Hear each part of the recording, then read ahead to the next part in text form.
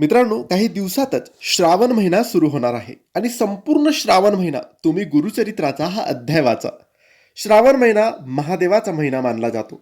महादेवासोबत आपण स्वामींची, दत्तात्रयांची, श्री गुरूंची सेवा नक्की करावी.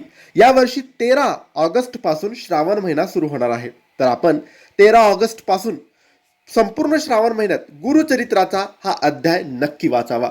सकाळी लवकर उठून अंघोळ करून जेव्हा आपण शुद्ध असतो, फ्रेश असतो, पवित्र असतो, तेव्हाच आपण हा अध्याय वाचून घ्यायचा. तसंही श्रावण महिन्यात आपण मांसाहार, व्यसन कोणी करत नाही. तर आपण आपलं घर सुद्धा शुद्ध पवित्र ठेवायचं आणि रोज सकाळी हा अध्याय वाचून घ्यायचा. बाकी याचे दुसरे कोणतेही नियम नाही, उपवास करण्याची गरज नाही. फक्त मांसाहार वर्जित आहे, व्यसन वर्जित आहे.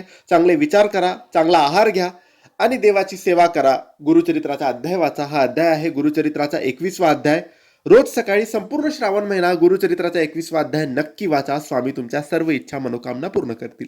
धन्यवाद. श्री स्वामी समर्थ.